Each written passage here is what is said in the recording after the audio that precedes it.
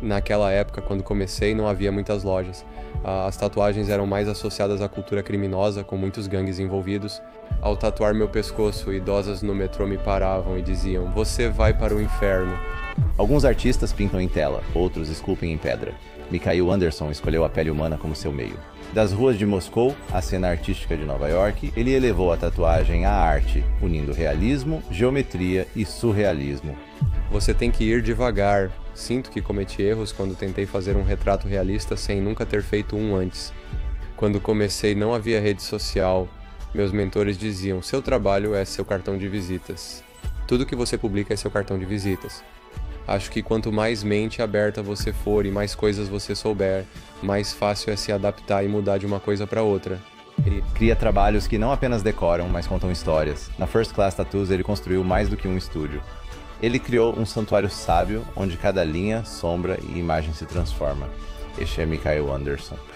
Como artista, é essencial ver o mundo. Quanto mais arte observa, melhor cria. Se ganhar dinheiro, não coloque tudo em uma só cesta. Acredito que, às vezes, pequenos passos são melhores para avançar e no longo prazo será melhor.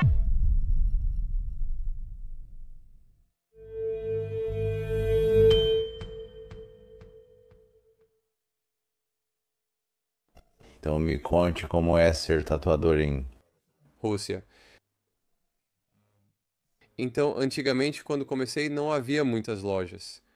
Havia poucas lojas e as tatuagens estavam associadas à cultura criminosa, com muitas gangues envolvidas. Era a cultura dos motoqueiros, né? Havia muitas tatuagens bonitas, mas não era reconhecido. Ainda não é reconhecido como um trabalho, como uma profissão no país. Então não existe um código para isso. Então, se você diz que é tatuador, todo mundo te olha tipo, o quê? Sério? E aí eles tentam realmente impor uma coisa. Estão tentando tornar isso um procedimento médico e exigir certificação, mas isso é muito idiota para tatuagem. É tipo, por quê? Mas quando comecei, era como um tabu. Eu me lembro quando quer dizer, as pessoas tinham tatuagens. Muitos têm tatuagens lá. Lembro quando fiz a minha no pescoço, em 2008 ou por aí. No metrô, senhoras idosas me paravam e diziam: "Você vai para o inferno." E coisas assim. Do nada, você só está pegando o metrô para ir trabalhar e alguém chega em você e fala: "Que porra é essa? Quem colocou essa coisa verde no seu pescoço?" Eles falam: "É tatuagem." Uau. Por que você fez isso? Se não é parte da cultura russa. É até parte, mas também não é. É tipo uma contracultura. Então, pelo jeito que você está descrevendo, parece que quando você começou a tatuar na Rússia, parece que a Rússia estava talvez uns 20 anos atrás dos Estados Unidos da América, em termos de cultura da tatuagem. Provavelmente sim. Então a pergunta é: de onde veio a paixão pela tatuagem, sendo que, sabe, o que você conheceu enquanto crescia eram tipo gangues e todas essas outras coisas que estavam meio que associadas às tatuagens? O que te fez querer entrar nesse setor e construir uma carreira nisso? Então, depois da escola, eu realmente fui para a faculdade de design gráfico e tivemos muitas aulas de arte. Mas eu estava andando com pessoas, eles andavam de moto e a gente curtia tudo isso, tipo heavy metal, cultura do rock, mas eu era jovem, mas era alguma coisa. Eu não sei, minha família era muito rígida. Lembro quando fiz meu primeiro piercing, furei a orelha e cheguei em casa. Minha mãe viu na hora quando cheguei em casa. Eu devia estar na nona série da escola. E ela falou: "Tudo bem, se você não tirar, pode ficar do lado de fora." Ela até fez minha mala. Aí ela colocou do lado de fora e falou: "Você tem que tirar isso." Mas eu disse: "Outros caras da minha escola têm isso, por que eu não posso ter?" Mas ela disse: "Não, você não pode deixar o cabelo mais comprido nem ter piercing." Você fez exatamente o oposto de tudo o que seus pais queriam. Você acha que quando vai para a escola de design gráfico, existem coisas que você realmente aprendeu na escola de design que realmente te ajudam no seu trabalho? Você precisou esquecer muita coisa para virar um bom artista? Então, na verdade, tivemos algumas matérias como marketing e muitas coisas relacionadas a negócios, mas isso foi na época em que não existia mídia social. Então, aprendemos coisas que não se aplicam aos dias de hoje, ao que quer que estejamos fazendo. Mas eu acho que, em geral, uma vez que você, tipo, se a escola é boa ou se a faculdade é boa, se você aprende diferentes aspectos de coisas diferentes, eu acho que quanto mais, tipo, mente aberta e mais coisas você sabe, mais fácil é se ajustar e mudar de uma coisa para outra. Porque se eles só te ensinam uma coisa padrão e é isso que você sabe, aí quando as coisas dão errado, você fica preso porque não consegue ajustar sua mente para outra coisa. Eu acho que esse é o problema. Mas quero dizer, acho que hoje em dia, ou em geral, você tem que aprender sozinho, por conta própria. Tipo, você tem que encontrar o que te inspira, quem te inspira. E como eu sempre digo, eu até tenho um livro, mas na verdade é engraçado. Eu nunca nem pensei sobre isso, mas eu sempre sei na minha cabeça que a melhor maneira de aprender algo que alguém fez é simplesmente copiar. E eu sempre disse que os mestres que pintavam, como Caravaggio e outros assim, faziam seus aprendizes copiarem suas obras ou partes delas, copiar e copiar várias vezes para que pudessem descobrir como eles faziam e aprender. Quando têm essa base, podem agir por conta própria. Foi assim que você aprendeu? Não, mas em geral, tipo, não, eu acho que isso realmente se aplica a muitas coisas. Eu digo para meus aprendizes, tipo, se você tem alguém que você realmente admira como artista, eu falo, pegue uma obra e tente desenhar igual, tipo, exatamente igual. Primeiro você pode passar por cima e depois tentar colocar um papel e copiar sem traçar. E quando você está fazendo isso, você percebe, tipo, você pensa o que que eles pensaram quando criaram aquilo, você percebe as linhas, como tentam equilibrar as coisas, e isso fica gravado na sua mente. E quanto mais você faz, mais você entende aquele estilo ou como eles fizeram. Eu acho que isso é uma coisa boa. O mesmo serve para tudo, vídeo, foto, enfim. Encontre quem descubra quem você admira, o que te inspira e tente entender como fizeram. Acho isso algo positivo. A criatividade é interessante porque na primeira vez que você faz algo criativo, não importa o quanto seja apaixonado por isso. Sempre vai ser ruim. Tipo, sempre vai ser ruim. Tipo, se você é um designer gráfico ou está criando conteúdo em vídeo que é mais o meu mundo, ou se você está escrevendo ou realmente desenhando na pele de alguém, tipo, na primeira vez, sei lá. Você pode me dizer se a sua primeira versão como tatuador foi ruim? Não perdoa muito. Para a maioria dos criativos, a primeira versão não é boa. E a única maneira de ficar bom é fazendo de novo, de novo, de novo e de novo. Você fez um bom ponto. Quando se desenha na pele de alguém, não dá para refazer. Então, como você ganha confiança como tatuador para dizer: ok, não vou só ficar traçando e desenhando no papel. Vou usar minhas habilidades para desenhar na pele de alguém algo que ficará para sempre com ela. Você lembra da sua primeira tatuagem? Sim, eu lembro. Sim. Bem, eu sabia na minha cabeça que eu não podia fazer nada complicado, então eu comecei e forcei meus aprendizes a fazerem o mesmo. Eu comecei fazendo só preto e sabendo que eu posso preencher com preto. Então, qualquer desenho que eu começava, eu fazia o contorno preto e me certificava de que eu podia preencher dentro das linhas com preto também. Eram símbolos ou algo pequeno, mas não tanto, pois se forem pequenos você pode errar nas linhas e elas ficam tortas. Na maioria das vezes eram símbolos contornados e preenchidos com preto. E se o contorno ficar torto, é só ajustar um pouco as linhas. Fiz isso por um tempo, até que mudei para outra coisa e também fiz mais no estilo tradicional ou japonês por um tempo, porque você só faz as linhas e os desenhos são bem marcantes e grandes. Então é mais fácil do que fazer algo intricado e complicado.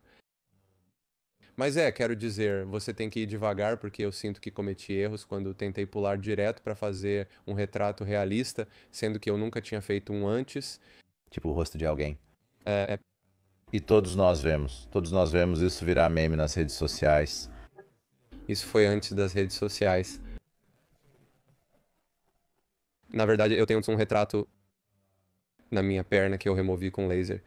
O cara da loja disse: Ah, nunca fiz retrato, mas já fazia coisas realistas, como rosas e animais. E ele falou: Pô, posso praticar em você? Então, quando você está em uma loja de tatuagem, você pensa: Ah, por que não? Isso, ideia idiota. Mas quero dizer, agora, graças a Deus, temos pele sintética e pele falsa com as quais você pode realmente praticar. que não tem exatamente a mesma sensação da pele humana, mas você pode treinar nela. E você pode descobrir a maneira como aborda as coisas e suas habilidades. E então você pode tatuar depois na pele humana de verdade. Se tem um aprendiz, faço ele tatuar a pele sintética por um tempo. Se for desenho difícil, para eles se acostumarem. Mas realmente é uma coisa complicada, porque quando comecei, quando você tenta fazer algo diferente, e eu sinto que fui reconhecido nas redes sociais quando fiz algo diferente com a tatuagem, porque pensei, deixa eu ver eu realmente fazer aquarela na pele. E isso chamou atenção, muita atenção, quando postei nas redes sociais, porque era algo diferente da maioria das pessoas. E eu pensei, eu posso fazer todos esses respingos e manchas como cor, porque antes a tatuagem era como o que eu tenho, deveria ser linhas pretas e coisas mais estruturais, certo? Você entende do que se trata, mas usar a cor além das linhas, formando respingos ou efeitos de lavagem, como no papel de aquarela, não era algo que poucos faziam. Eram bem poucos, talvez duas, três pessoas.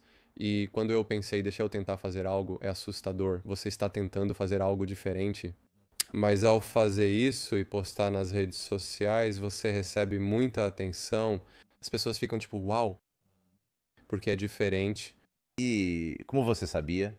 Então me conta como foi quando você estava começando em Moscou e ainda era meio tabu, mas obviamente você ama o que faz. Como percebeu que tatuar era a sua vocação e queria isso para a vida toda? Houve um momento marcante? Foi algo gradual? Foi assim? Você veio para os Estados Unidos. O que te fez pensar? É isso? Quero fazer isso para sempre? Sou muito apaixonado por isso. Imagino que foi difícil ganhar dinheiro no começo. Acho que não tinha nada no início. Foi difícil por alguns anos. Acho que ganhava mais trabalhando com design gráfico. Também trabalhei como freelancer em design gráfico. Eu ganhava bastante porque cada coisa, tipo um site ou identidade visual para uma empresa, dava tipo US$ 1.000 de lucro. E tatuagens, quando você começava e não existia Facebook, Instagram ou redes sociais, não era tipo, você tinha que fazer uma tatuagem e as pessoas só te recomendavam se vissem em alguém, ou então só vinham até você se você tivesse um site. E aí você não pode cobrar muito dinheiro porque está apenas começando. Quando comecei a tatuar no primeiro semestre, só pedia para cobrirem o custo dos materiais. Eu só fazia algo e pedia que pagassem pelos materiais. Literalmente, de ganhar um bom dinheiro, passei a dormir em um colchão inflável porque não podia pagar por muita coisa. Mas eu não sei. Tipo, eu realmente fui atraído porque eu já convivia com tatuadores naquela época e tinha muitos amigos tatuadores e amava a energia deles, adorava quem fazia isso. Era como se fosse diferente do mundo corporativo. Meus pais queriam que eu trabalhasse no mundo corporativo e cheguei a trabalhar em uma empresa por um tempo, mas eu queria aquela liberdade de fazer arte nas pessoas e conviver com gente interessante, sabe? Porque sempre era em uma loja de tatuagem. Então, todo tipo de gente, atores, gangues, motoristas, políticos e suas histórias. Foi muito divertido. Era quase como uma banda de rock em turnê, com pessoas se juntando, ficando bêbadas ou indo jogar airsoft ou algo assim, e ao mesmo tempo fazendo arte. E todo mundo tinha histórias, todo mundo viajava por aí. E eu não sei, eu simplesmente fui atraído por isso naquela época. Eu não sabia que faria isso para sempre. Eu só não sei. Eu estava realmente era algo diferente e eu queria literalmente viver dentro de uma loja de tatuagem. Eu sinto que nos primeiros anos em que trabalhei em uma loja, eu estava lá todos os dias, tipo 24 horas por dia, 7 dias por semana, eu só queria estar perto das pessoas. Queria ver o que e como faziam, e foi incrível, eu acho. E mesmo depois que a loja fechava, quando eu estava aqui na Flórida, a gente saía junto para andar de skate e fazer algumas coisas. As pessoas da loja formavam quase uma comunidade. Como você define um bom trabalho ou tatuagem? Qual é o seu critério para qualidade além de simplesmente não ficar bonito? Todos nós já vimos essas tatuagens. Mas qual é o seu padrão de qualidade, o seu tipo de referência? Quero dizer, acho que muitos aspectos dela devem ser bem feitos para que envelheça bem. ela deve ser colocada corretamente e acompanhar o movimento do corpo, porque cada lugar é diferente. E, por exemplo, eu tenho certas partes do braço que quando eu torço ou dobro vão distorcer qualquer coisa que eu colocar ali. Então, se colocarmos um retrato ou qualquer coisa, temos que posicionar de forma que não vá distorcer em um lugar visível. E tem muitas coisas que me vêm à mente que eu aprendi. Por exemplo, se você está tatuando um rosto e tem um lado de sombra e um lado de luz e o seu braço é igual, quando o braço está completamente para baixo, quando o sol bate no braço, aqui vai ser o lado claro e aqui vai ser o lado de sombra. Não é bom inverter os lados de sombra e luz em um retrato, pois a luz natural continuará incidindo do mesmo jeito e, se estiverem trocados, ficará estranho. O ideal é que o lado de sombra acompanhe onde o braço faz sombra, deixando mais natural. São pequenos detalhes que eu não sei, tá? Eu não fico pensando nisso. Pra mim já é natural porque eu já fiz isso tantas vezes, mas eu não penso nisso conscientemente, mas essas coisas fazem sentido. É como arte e tudo que existe no mundo, tudo tem leis e física envolvidas, eu acho Essas regras são universais na arte ou específicas para a tatuagem? Quero dizer, existem regras universais da arte, como teoria das cores, acho que isso se aplica à pintura, à tatuagem e vários tipos de coisa, mas eu acho que uma tatuagem fica boa, na minha opinião, quando ela é bem desenhada, bem posicionada e vai envelhecer bem por pelo menos uns 10 anos. Uns 10 anos. Quando uma tatuagem envelhece bem, não desbota nem fica feia. Quantos anos têm as tatuagens dos seus braços? Elas parecem boas. Ah, tudo é bem antigo. Quero dizer, essas aí provavelmente têm uns 8 anos. Não está ruim para 8 anos.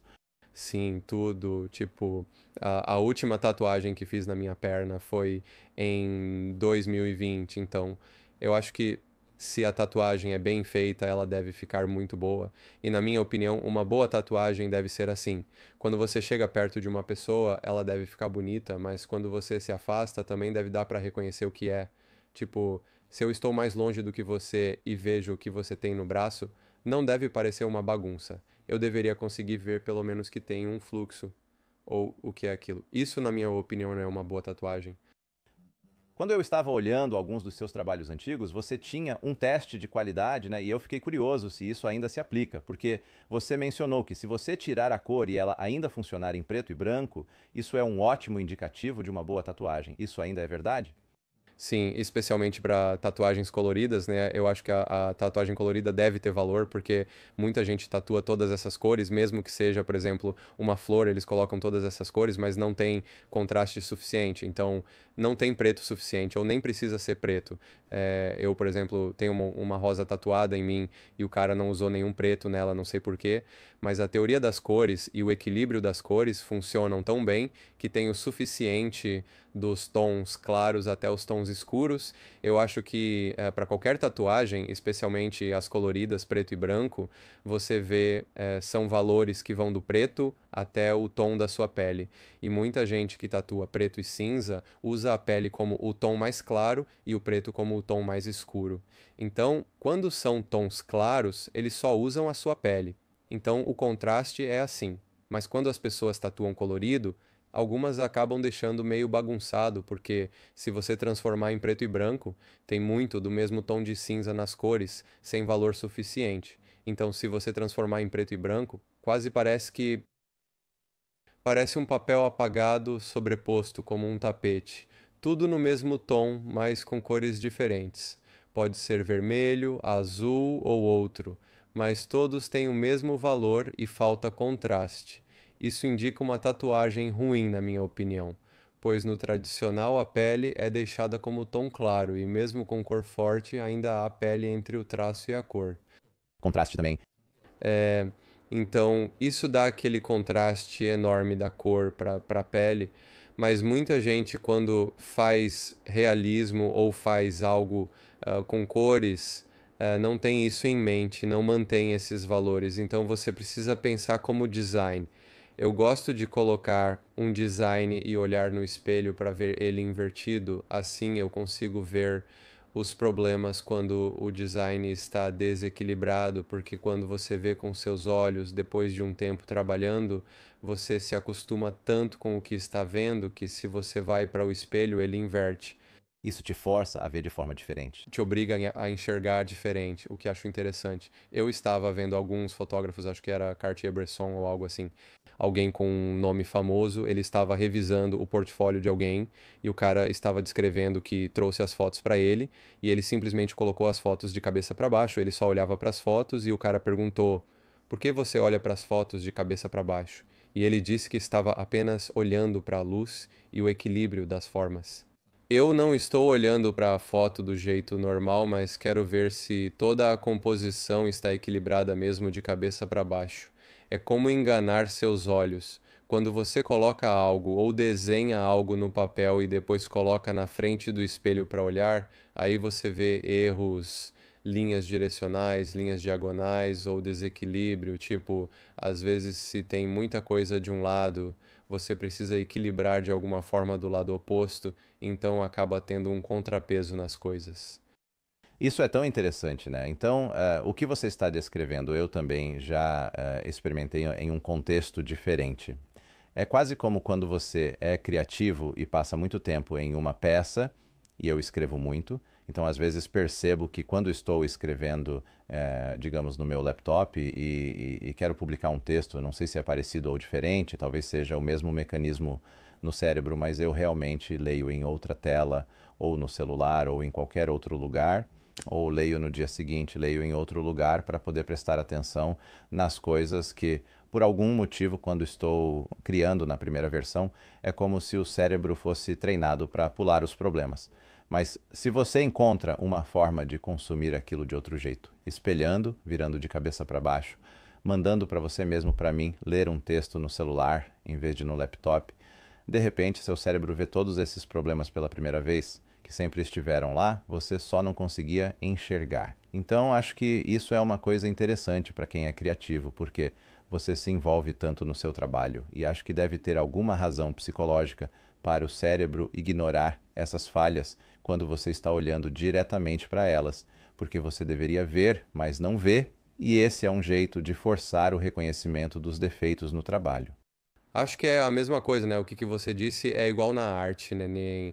Acho que basicamente a gente só se acostuma se víssemos pela primeira vez e tivesse erros, isso incomodaria a gente, mas se você der para outra pessoa ler, se ela for profissional naquela área, vai incomodar ela. Por exemplo, eu tinha pessoas na loja que trabalhavam comigo, geralmente quem fazia estágio comigo, eles faziam um desenho e ficavam meio travados em alguma coisa, aí traziam para mim e só de olhar rapidamente eu já via todos os erros na hora.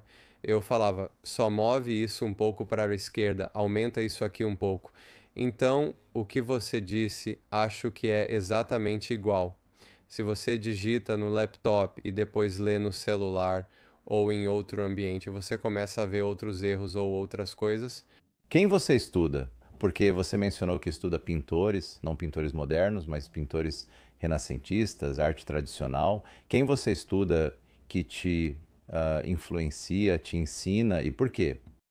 Como pintores ou Acho que, bom, você me diga. Quero dizer, você estuda pintores clássicos? Você estuda obras de arte renascentistas? Você estuda outros tatuadores? Quem seria seu mentor, mesmo sem saber que você existe? Quem você analisa? eu acompanho alguns tatuadores que gosto, sim. Talvez eles realmente saibam que você existe. Sim, sim. E eu acho que no meu mundo, o lance é, se você quer ver como alguém trabalha, é só ir lá e ser tatuado por essa pessoa. É muito fácil. Provavelmente é igual para você. Se você quer aprender como alguém faz um podcast, é só ir e levantarem uma no podcast com eles, você verá toda a configuração, as perguntas e como abordam os temas. Provavelmente será caro, mas a lição mais rápida para você, porque você não precisa sentar e descobrir as coisas por tentativa e erro. Você procura alguém consolidado e excelente no estilo deles, e garanto que eles também fizeram isso. Como eu conheço pessoas que são do topo, elas geralmente andam com pessoas do topo e normalmente convivem com pessoas ou cresceram juntas ou algo assim, que fazem as coisas muito bem no estilo delas. É isso que é. Você tem que estar perto de algo assim, porque descobrir as coisas sozinho vai levar anos. E eu acho que esse é o jeito mais fácil. Mas eu estudo muitas coisas diferentes e gosto de ser diversificado. Eu não quero ficar preso só na arte. E eu realmente estudei para história da arte na faculdade e tive que passar em uma prova sobre isso, né? Provavelmente sobre pinturas de ícones. E sabe, o interessante é que nas pinturas normais nós temos perspectiva e precisamos seguir a perspectiva. Nas pinturas de ícones, a perspectiva direciona-se ao espectador, ao seu plexo solar. Então, as pinturas de ícones, consideradas depois de todas essas pinturas rupestres, quando as pessoas começaram a pintar coisas religiosas, a perspectiva da pintura converge para você, que é o centro. Isso é muito interessante. Muita gente não fala sobre isso, mas é assim mesmo. Pode explicar? Quero entender. O que quer dizer com isso? Perspectiva, depois que você desenha um cubo, certo? Sim. As linhas que são os lados do cubo, elas vão e se juntam como uma perspectiva, porque as coisas, quanto mais distantes estão, menores ficam e vão assim. Mas quando há ícones de santos ou algo assim, se você olhar para a perspectiva deles vai para o centro de você, como se eles pensassem que esse é o plexo solar, né, o centro do universo. Então tudo vai para dentro de você. Interessante. Sim, eu já feito. Poucos comentam, mas estudei arte clássica, fases da arte moderna, até a pop art e precisei saber tudo isso com exatidão. E isso foi mais ou menos por volta dessa ideia em particular. Não, não, não, desculpa. Eu não quis dizer quando você estudou. Eu quis dizer essa ideia em particular. Seriam pinturas de reis, líderes religiosos ou similares que teriam essa perspectiva. Sim, a perspectiva se aproxima de você. É interessante, depois mudam para como veem o mundo. Eles mudariam de perspectiva conforme ela avança, como vemos com os olhos. Então você ainda. Quero dizer, mas quando você estuda isso, quando você diz antes de tudo, eu acho que a história da arte é fascinante. Eu não sei muito sobre isso comparado a você, obviamente. Mas quando você estuda isso, isso impacta a forma como você faz o seu trabalho.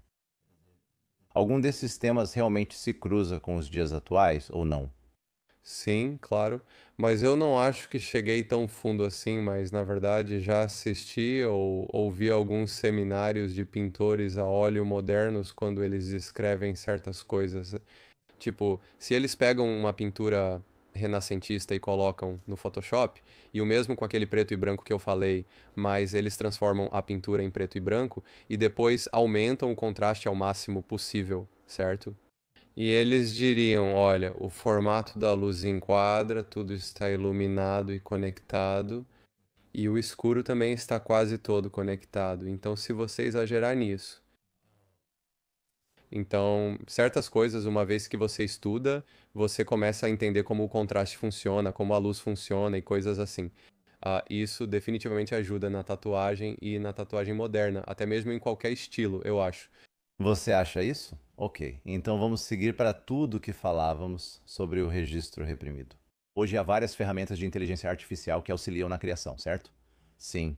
Quando se trata de inteligência artificial para um designer gráfico, em teoria isso poderia substituir seu trabalho.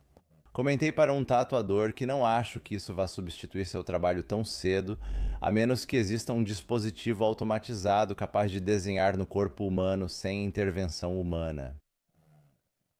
Mas eu acho que a questão maior é que a quantidade de conhecimento que você tem. Eu acho que artistas mais jovens vão terceirizar muito desse aprendizado para ferramentas de inteligência artificial. Eu não gosto, por exemplo, se alguém quer uma tatuagem, você vê um artista mais jovem indo em algo como o ChatGPT pedir um design. Provavelmente fazem isso. Sim, você pode copiar esse design, mas será que entendem por que ele é bom? Acho que ao fazerem isso não saberão nem uma fração do que você me contou. Eu acho que o artista deveria saber o básico, deveria conhecer a história da arte, composição e como a luz funciona, porque eu, na verdade, a gente faz remoção de tatuagem na loja e eu acabei de ter uma situação que foi até engraçada. O cara entrou, né? Ele tinha acabado de fazer uma tatuagem e era um escorpião que provavelmente foi gerado por inteligência artificial. Nos últimos 6 meses a um ano, né, as pessoas têm trazido imagens geradas por inteligência artificial como modelos para tatuagens. Porque elas não vão no Google e pesquisam, tipo, eu quero um escorpião e acham uma foto de um escorpião. Eles digitam no chat GPT tatuagem de escorpião e o chat GPT gera a imagem, mas às vezes gera de forma irrealista. Então, né, o cara foi até um tatuador com a imagem e eles tatuaram. Provavelmente foi feita por inteligência artificial e uma garra é diferente da outra na imagem. Aí o cara foi tatuado, ficou super limpo, super bonito, e quando chegou em casa, olhou para a tatuagem, começou a pesquisar no Google e não encontrou nenhum escorpião igual. Ele pensou: nunca vi escorpiões assim. E ele veio até aqui e disse: Ei, acabei de ser tatuado ontem. Não foi na minha loja. Acabei de fazer uma tatuagem ontem. Sei que vocês fazem remoção a laser. Será que dá pra gente só remover essa garra com o laser? Então é isso. Mas o tatuador ainda, tipo, não tem responsabilidade? Talvez você vá dizer: bom, se o cliente chega com um desenho, a gente só faz o que o cliente quer, mas tem que haver responsabilidade do tatuador de dizer: talvez esse não seja o melhor desenho. Sim, isso deveria ser responsabilidade de todos. Eu sinto que quando comecei, minha perspectiva era sem redes sociais. E o que alguns mentores me ensinaram que eu tive foi que o seu trabalho é o seu cartão de visitas. Você tatua alguém, se depois ver isso e pensar, nossa, isso é incrível, você vai perguntar: Ei, quem fez isso? E eu estava vindo para cá e vi uma senhora no aeroporto com uma tatuagem. Eu sabia quem fez a tatuagem porque certos estilos e detalhes são reconhecíveis. Eu sabia quem fez a manga dela e a garota já trabalhou para mim, não falei nada. Eu não interagi, mas você vai, especialmente agora. Quando está quente, você vê algo incrível e pensa: quem fez isso? Mesmo sem querer, a tatuagem chama a atenção. Acredito que tudo o que mostramos, especialmente tatuagens, por serem permanentes, é nosso cartão de visita. Se alguém disser que é uma imagem gerada por inteligência artificial, principalmente porque inteligência artificial tem problemas com mãos, não sei o motivo. É. É sempre assim. 6 dedos. Então, se alguém vier com a imagem, quero dizer, se eu colocar isso em alguém, mesmo que a pessoa goste, e se outras pessoas zombarem disso, e aí a pessoa pode acabar ficando traumatizada, sabe? Por causa do que eu fiz nela. Você recusa pessoas. Não, eu tento sugerir fazer algo diferente. Acho que deveria ser, um tatuador deve ser muito bom em psicologia e deve lidar muito bem com os clientes. Tentar fazer com que eles se sintam confortáveis e entender se algo precisa ser maior, se algo precisa ser mudado. Acho que o cliente deve ver essa perspectiva e os tatuadores devem dedicar tempo e mostrar para eles, ou ter alguns exemplos e mostrar, tipo, olha, isso não vai funcionar porque o que você vê online, especialmente agora com todas essas ferramentas de edição, Photoshop e outras coisas, às vezes não é o mesmo que você vê pessoalmente. Então, muita gente deve tomar cuidado hoje em dia porque as coisas são ajustadas. E eu já vi tatuadores até postarem trabalhos que nunca foram feitos. Eles simplesmente pegam um retrato do Mike Tyson e o chat GPT coloca lá: Você pode fazer isso como tatuagem? O chat GPT gera a imagem e aí eles postam nas redes sociais dizendo: Ei, acabei de tatuar isso e parece real, a menos que você dê zoom e não veja as linhas. É real demais para ser verdade. Sim, tipo tatuagem. Isso é simplesmente falso. Sim, é falso, mas eles, desde que tudo começou com inteligência artificial, algumas pessoas continuam fazendo isso e conseguem clientes por causa disso, mas eu sinto que quanto mais isso continua, mais pessoas percebem e pesquisam, graças a plataformas como o Reddit. Quando as pessoas postam coisas reais e quanto mais informação tem, ou eu confiaria em alguém, como eu disse, tipo, eu vou à academia, vejo a tatuagem de alguém e penso, uau, e ela já está cicatrizada, e eu fico, uau, eu quero uma tatuagem assim. Essa é a pessoa que eu procuraria, porque eu sei, eu vi algo que eu gostei, e aí eu quero algo parecido, ao invés de entrar no Instagram de alguém e ver todas essas fotos que eles tatuaram. Mas eles também podem usar Photoshop ou ferramentas de inteligência artificial generativa para melhorar e fazer todo tipo de coisa nas imagens. O que eu acho que vai acabar virando mais isso, mas para ser sincero com você, a inteligência artificial é uma ótima ferramenta Eu sinto que ela ajuda a economizar tempo durante a pesquisa, então às vezes você precisa juntar coisas diferentes e o cliente chega com um conceito enorme e ao invés de fazer uma pesquisa sozinho e procurar algumas coisas históricas, eu tive um cliente que chegou e disse que queria uma batalha da qual não existem fotos ou desenhos, tipo, entre irlandeses e alemães de alguma parte da Primeira Guerra Mundial, e não há fotos, mas ele queria que os alemães usassem o uniforme da Primeira Guerra Mundial, que foi uma pequena parte em algum lugar onde eles lutaram, e o mesmo com os irlandeses. Então eu joguei isso na inteligência artificial e ela ajudou a gerar e fazer a pesquisa certas coisas. E o mesmo acontece ao criar um conceito.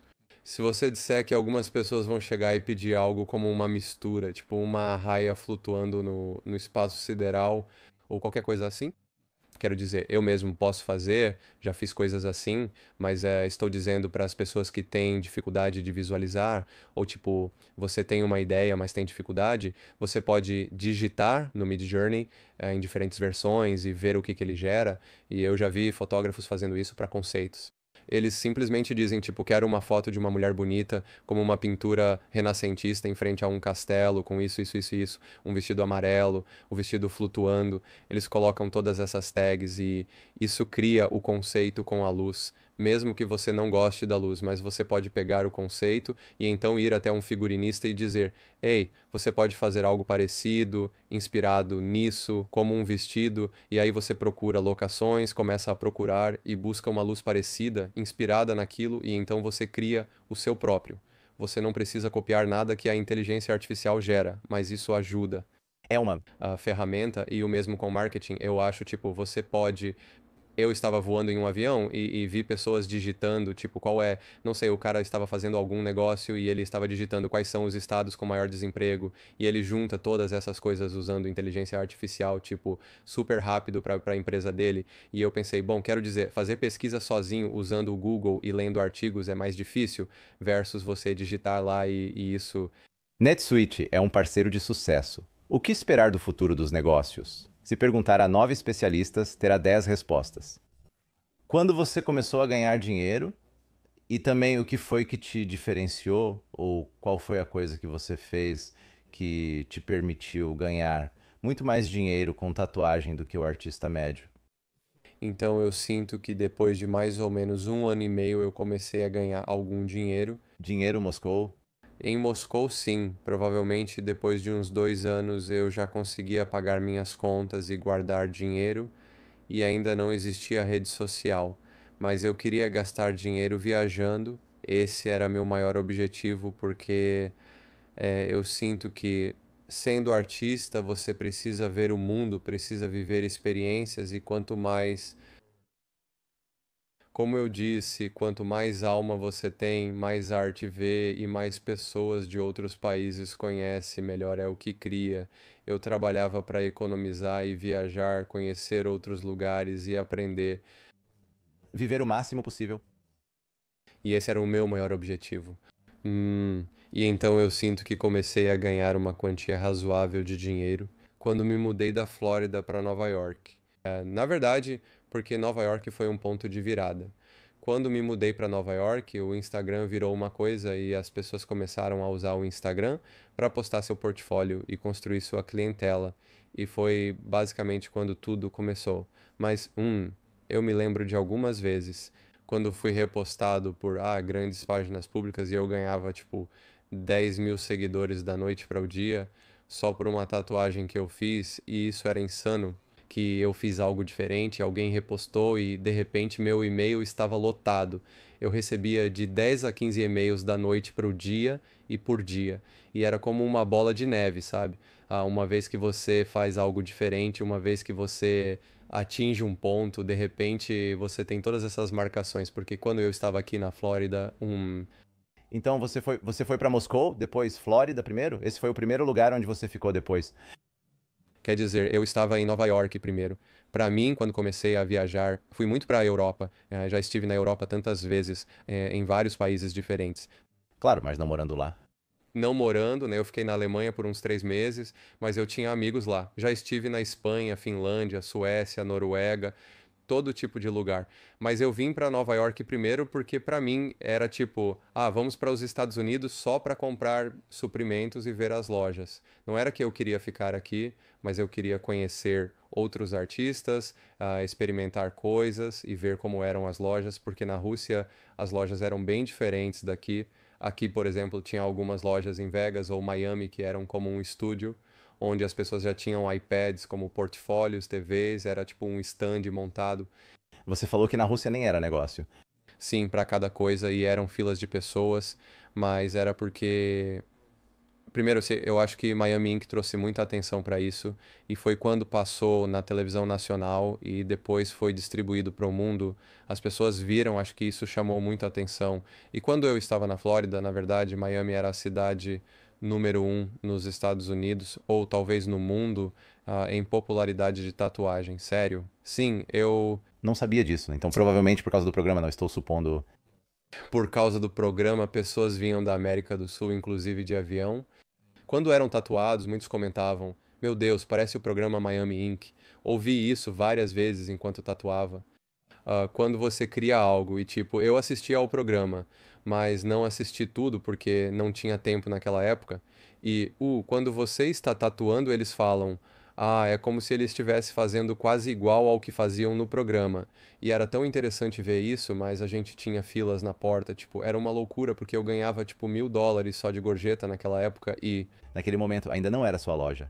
não, eu trabalhava para outra pessoa, mas você ficava na correria o dia todo e trabalhava nas lojas. Tipo, primeiro a loja ficava aberta até certo horário e depois decidiram até deixar aberta a noite toda também. E você ficava lotado de clientes, fazia tipo 6, 7, 10 tatuagens por dia e continuava fazendo. Era turista chegando, gente de todo lugar, o que acabou saturando o mercado, mas porque as pessoas viram a oportunidade como era.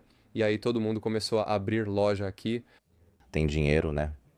E aí, de repente, boom, ninguém tem trabalho, todo mundo fica tipo, né, o que que tá acontecendo? Mas, eu sinto que Nova York foi um ponto de virada pra mim quando eu me mudei pra lá e quando o Instagram virou uma coisa popular, especialmente para tatuadores. Era uma ferramenta quase como para os fotógrafos e tatuadores, tipo uma parede onde você coloca seu trabalho e as pessoas podem rolar e ver o que você faz.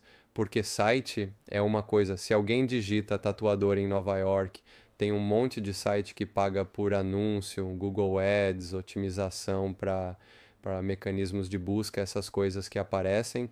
E mesmo se você faz um site e coloca as palavras lá, você não vai aparecer nas 3, 4, 5 primeiras páginas, ninguém vai te achar.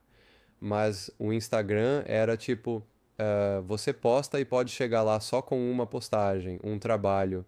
E eu lembro que teve um trabalho, só que me trouxe muitos clientes de uma hora para outra.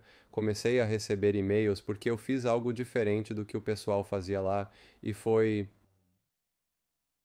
tipo uma bola de neve, começou e eu tive que continuar com isso, sabe? Quando você abriu sua loja, foi a First Class Tattoo. Sim, a loja que eu abri em 2016 eu trabalhei. Isso foi na Canal Street.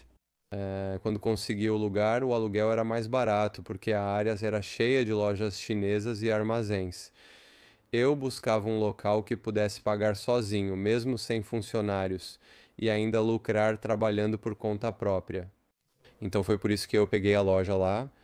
Mas aí outras pessoas que eram donas de prédios viram uma oportunidade, pensaram: o cara abriu uma loja e tem gente vindo, pessoas ricas vindo, então ao invés de ter a própria loja no térreo, eles pensaram: posso alugar esse espaço para outra pessoa e começaram a alugar os espaços.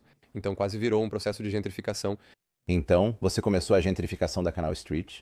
É basicamente isso. Agora, aquela área ela tá tão diferente que as pessoas que moram lá, eles sabem do que estou falando. Pessoas que acabaram de se mudar ou nunca estiveram naquela área não sabem, provavelmente nem diriam: fui um dos primeiros negócios ali. Depois mudaram, construíram um hotel e foi o primeiro banco chinês, que é o Nova Orchard. Nos primeiros 5 ou 6 anos ainda estava em construção e havia muita coisa lá. Mas agora é um hotel aberto e muitos famosos vão lá. E está cheio de carros pretos e SUVs por toda parte. Porque eu esbarro com a Kylie Jenner e o Jared Leto que ficam no hotel. Só tem celebridades hospedadas lá e é literalmente ao lado da gente. Tipo, literalmente ao lado. Isso é engraçado. Você foi à primeira loja e tudo começou a mudar. E ficou assim, as pessoas viam oportunidade, abriam uma cafeteria aqui, outra ali. Acho que abriram 4 cafeterias nos últimos 10 anos, literalmente. E aí começa a encher de gente lá e as pessoas começam a alugar espaços e Isso é bom para todo mundo. antes de 2020 a Orchard Street era cheia de lojinhas pequenas, ruins e sujas quando você saía da minha loja. Antes, toda a área era judaica, com judeus racídicos donos. Eles viram uma oportunidade e até vieram me sugerir abrir outra loja, dizendo: Vemos seu sucesso. Quase quiseram me vender um prédio. Na Orchard Street, ofereceram vender um prédio por US$ 1 milhão. Você pode colocar o que quiser lá, porque para eles teriam a própria loja e alugariam apartamentos, mas é muito trabalho. É, mais uma vez que alugam para alguém, você tem que cuidar do espaço, cuidar de toda a manutenção e você também atrai muito mais e eles não precisam fazer nada. Eles só pensavam em lucro e sucesso. Então, nos últimos 4 ou 5 anos, tudo isso se tornou uma área completamente diferente do que era. E eu sinto que eu e talvez aquele tipo de pessoas do hotel percebemos isso e o aluguel é mais barato porque o Lower East Side sempre teve um aluguel mais caro. Eu estava procurando coisas lá e quando eu fui lá eu pensei, eles começavam em US$ 10 mil ou mais há 10 anos atrás. Eram uns US$ 10 mil por um espaço pequeno e subia. Quanto custa agora? Eu não sei. Na área onde eu tinha a loja, né, era tipo 5 mil pra cima. Era mais barato, mas ninguém queria alugar porque não havia nada perto. Quando assinei o contrato pela primeira vez, ia procurar um café ou chá em uma loja. Literalmente tinha uma placa em chinês. Eu entrava e perguntava: Posso pegar isso? E eles respondiam: Não, não, não, fale inglês. Eu pensava: Ok, era assim em todo lugar, mas agora é uma área totalmente diferente. Mas as pessoas que moram lá saberiam do que estou falando. Acho que quando você faz algo dar certo, outros veem pessoas diferentes indo lá e pensam em abrir negócios ali também. Só para ilustrar para quem está ouvindo mais uma vez, estamos falando muito sobre tatuagens e a indústria da tatuagem. Como empreendedor, quanto tempo levou até começar a construir seu próprio negócio? Você já fez as contas de quantos anos foram? Quanto tempo você ficou trabalhando, aperfeiçoando sua habilidade, praticando bastante antes de realmente construir algo de sucesso que fosse seu? Quase 10 anos. Quase 10 anos. Não, provavelmente uns 9 anos. E quando você deu esse salto, agora entendo melhor, pois conversávamos sobre outros projetos seus. Você, na verdade, é muito avesso a riscos. Então eu acho que você é muito inteligente. Você faz as coisas de forma muito cuidadosa, o que eu acho que provavelmente é o motivo pelo qual você tem sucesso nisso. Mas quando você começa algo novo, até mesmo algumas das coisas em que você está trabalhando agora, tipo alguns dos, não diria bicos, isso é pouco, mas alguns dos outros projetos em que você está trabalhando, você não simplesmente esquece completamente da coisa principal e começa algo novo. Você mantém a coisa principal funcionando e aí constrói algo paralelo. Tipo, e eu estou curioso para saber como você realmente começou a sua primeira loja. Você está trabalhando, economizando dinheiro, aprendendo e então começa a loja, mas você fez isso com sucesso. Então, você começou a loja enquanto ainda estava trabalhando ou você juntou uma certa quantia de dinheiro? Você já pensou em quanto tempo demoraria para ter sucesso com sua própria empresa? Foi assim que você calculou quanto precisava no banco? Como realmente começou com isso? Essa é a sua primeira vez. Eu estava trabalhando sim, ok. E eu estava montando uma loja. Eu estava construindo. Comecei a pesquisar como nomear a marca e todas essas coisas. Hoje há mais ferramentas de inteligência artificial para fazer tudo isso. Mas eu estava fazendo isso sozinho e pensando na minha cabeça o que seria bem sucedido e criando um site. E ao mesmo tempo eu estava literalmente trabalhando todos os dias e procurando espaços. De manhã, encontrava os corretores, analisava os espaços e verificava os preços. Era assustador, pois eu tinha dinheiro no banco. Provavelmente economizei uns 100 mil antes de assinar um contrato de aluguel. Não é muito dinheiro para abrir um negócio, mas para mim, que trabalhava para alguém naquela época, era bastante.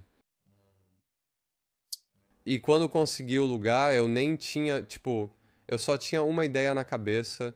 Pensei em preto e dourado para o design interno e afins. Porque o corretor também, quando eles alugam um espaço comercial e você nunca teve uma loja física ou algo assim, eles olham para você e pensam: ah, você vai alugar, vai fracassar.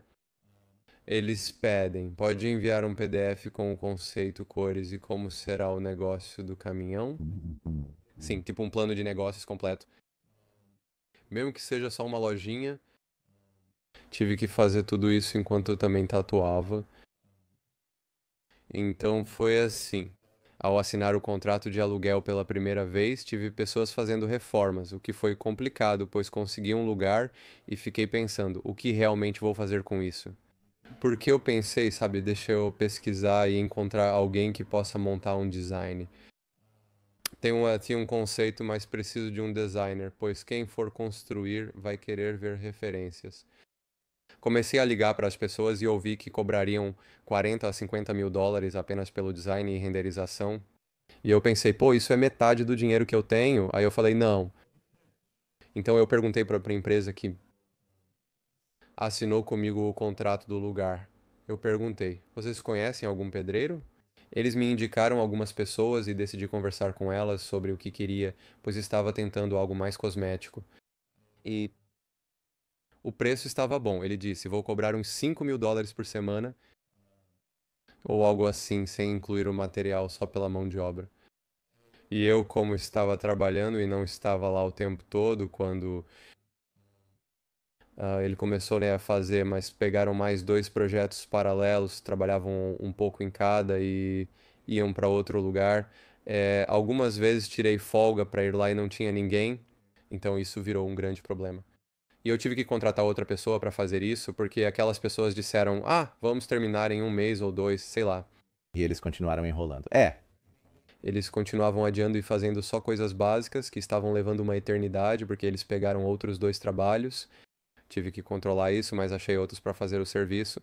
E aí eu comecei, né, baseado no conceito, comecei a procurar online o que eu podia comprar de móveis que combinassem com o estilo, porque eu pensei, não posso pagar alguém para montar uma lista do que comprar e organizar tudo por 20, 30 mil dólares.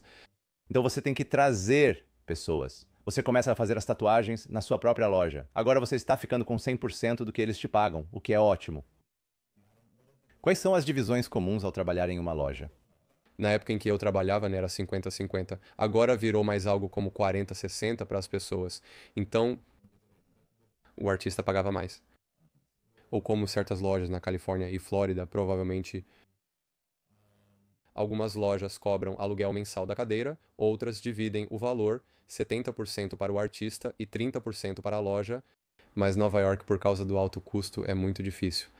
Porque aqui, se eu alugar um espaço ou comprar um espaço, é muito menos dinheiro do que em Nova York para praticamente tudo em termos de despesas. É como uma regra 60-40, 60 para o artista e 40 para a loja. Também pensei em pessoas com quem trabalhei antes, incluindo um aprendiz. Outro era um amigo meu que veio para os Estados Unidos algumas vezes, e ele disse que se eu abrisse um negócio, ele viria e se juntaria. Então eu tinha algumas pessoas que tinham interesse em vir, mas era principalmente eu trabalhando sozinho. E eu me lembro que quando comecei, né, muita coisa em termos de marketing era tentativa e erro. Você tinha uma loja e colocou uma placa do lado de fora, certo? Mas como atrair pessoas? Anunciei no Google e investi dinheiro. Eu fiz isso. Você tem Instagram, você provavelmente, eu. quase consegui. Eu coloquei no Instagram. E aí certas coisas aconteceram. Tipo, ninguém estava fazendo vídeos. Uma cliente videomaker me procurou e propôs trocar um vídeo por uma tatuagem. Aceitei na hora. E eu fui um dos primeiros, acho que um dos primeiros tatuadores que postou um vídeo de verdade.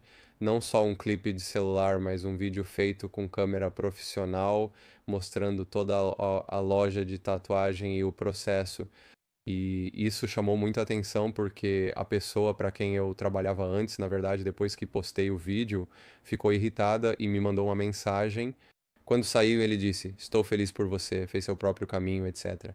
Mas quando eu fiz um vídeo e ele chamou muita atenção nas redes sociais, ele me mandou uma mensagem irritada.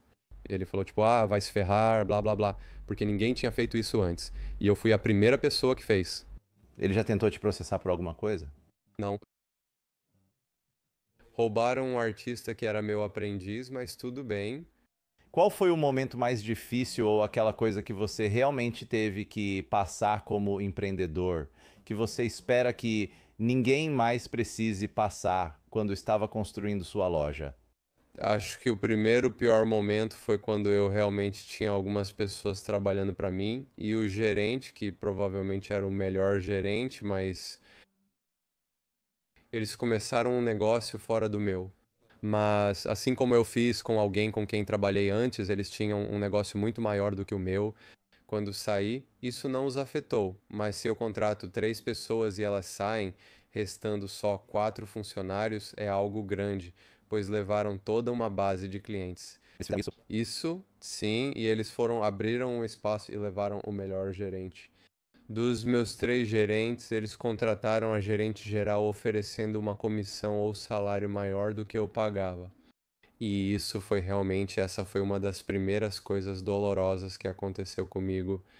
E depois certas outras coisas, tipo, eu odeio falar sobre isso, mas já aconteceu várias vezes de pessoas se envolverem em relacionamentos dentro da empresa. Eu contratava, tinham várias pessoas lá, cerca de 9. Mas aí alguém começa a namorar alguém e isso pode acabar virando um drama, né? O que aconteceu algumas vezes. Isso sempre foi um sinal de alerta pra mim, sempre. Um problema.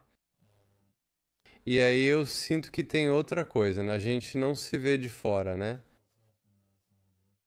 Se eu viesse aqui vestindo roupa de médico, você pensaria que sou médico, certo? Isso é o poder da autoridade. Quando você se torna alguém como um chefe, as pessoas passam a te enxergar diferente. Então eu senti que quando tive alguns clientes famosos e ganhei um pouco de popularidade, algumas pessoas entram na sua vida só para tentar te usar, mas você não vê dessa forma porque você não, tipo, eu nunca tive experiência com isso antes. Tipo, todo mundo que eu considero que quer sair ou conversar sobre coisas pessoais, eu considero como amigo, mas as pessoas estavam tentando usar só para ganhar algo para suas coisas pessoais, para o interesse delas. Então tinha muito disso. E eu sinto que meu último casamento foi igual também, porque, quero dizer, é triste dizer isso, mas a pessoa entrou na minha vida e estava trabalhando para alguém. E, tipo, eu ajudei a pessoa a crescer e ela aprendeu muito comigo e tá fazendo as mesmas coisas. Foi isso que eu ensinei para ela. É o que vejo em todas as postagens, mesmo após nosso término. Me desculpa. Tudo bem, mas é como se eu nunca tivesse passado por isso. Acho que você aprende da forma mais difícil, andando com alguém que se apresenta como uma pessoa diferente. Mas eles só tentam te usar em benefício próprio, só pra meio que. Acho que isso ocorre quando você ganha fama ou anda com pessoas legais. É estranho.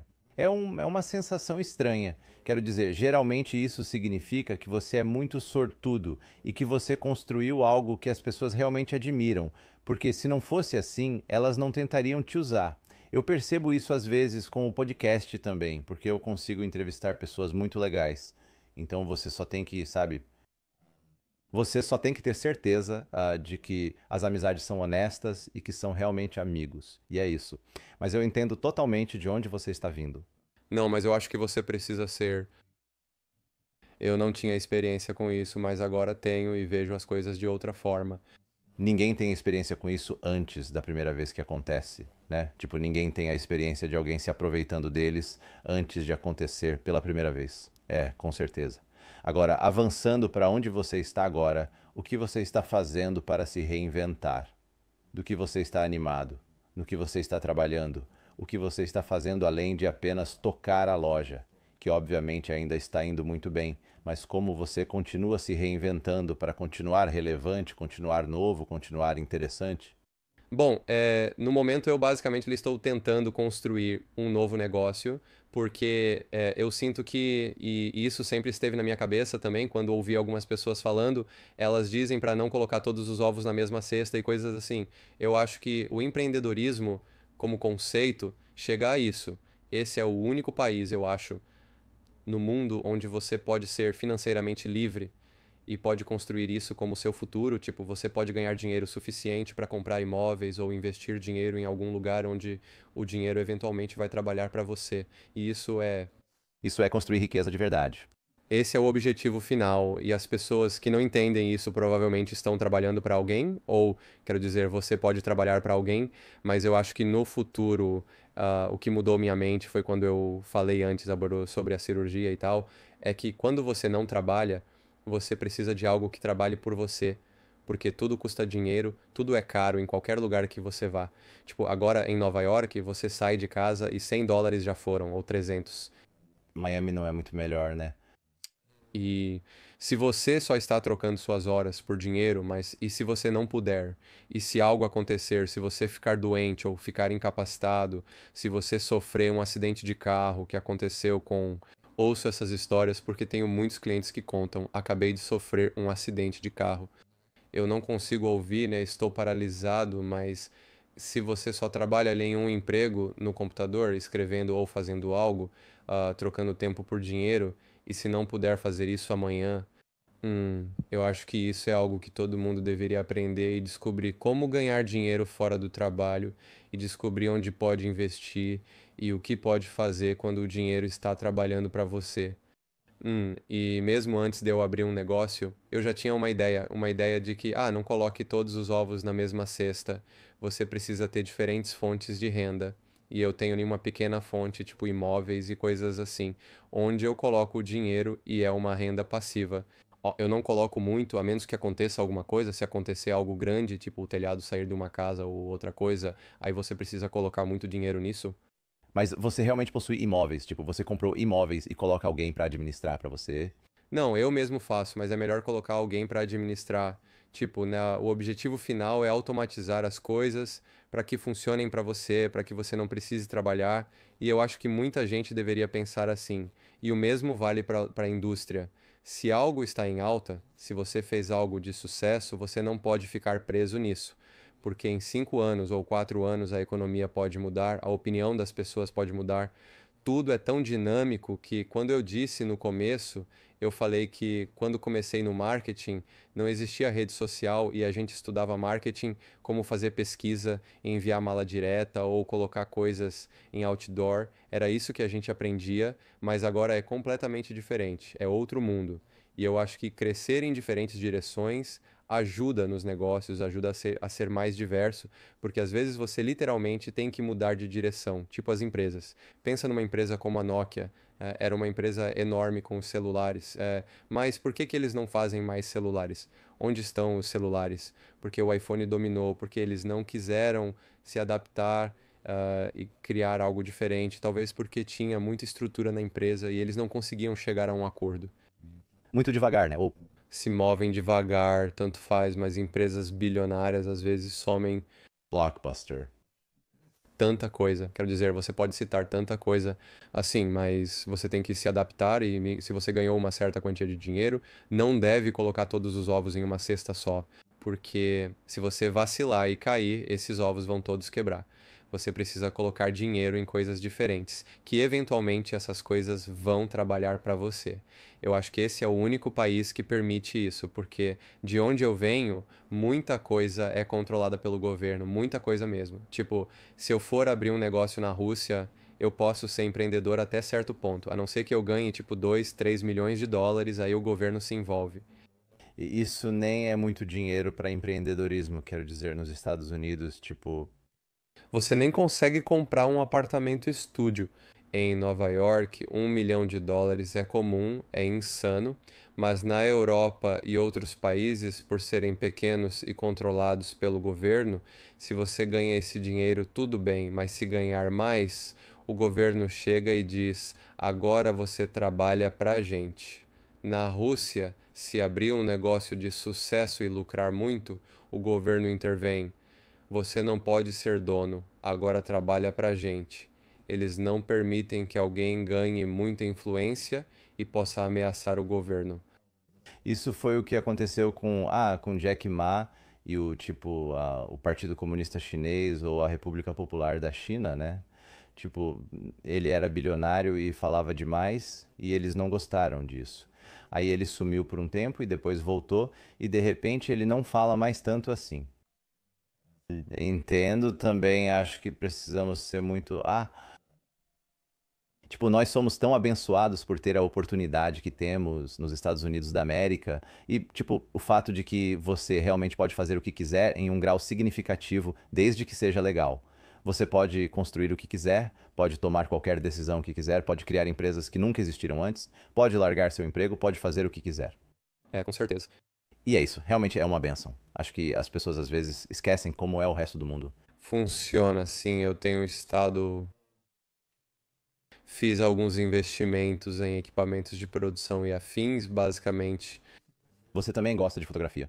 Sim, eu comecei a tirar fotos porque eu tive uma base de fotografia na faculdade quando estudei e depois segui um caminho diferente, mas acho que em 2020, quando ficamos fechados por, acho que foram 4 meses ou 5 meses fechados, comecei a assistir vídeos no YouTube porque tudo ficou muito relacionado a conteúdo, né?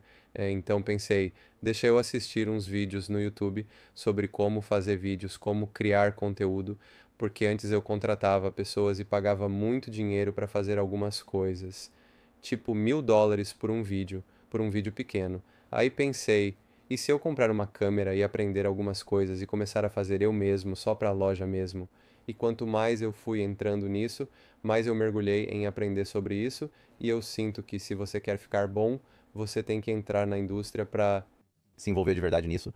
tipo, você não pode simplesmente pegar uma camerazinha e achar que já está bom, mas eu sempre elevo o nível, eu sempre me comparo e vejo alguém que está fazendo melhor, aí penso, beleza, como é que eles realmente fizeram isso? Então comecei a assistir tudo isso, a assistir vídeos no YouTube sobre videografia e criação de conteúdo. E até, tipo, eu nem queria mencionar, mas eu fiz um curso para minha ex, que inicialmente eu queria fazer um curso sobre tatuagem ou como administrar um estúdio de tatuagem, que era uma ideia de 2020, mas eu fiz como teste algo para outra pessoa. Só como um curso e funcionou muito bem.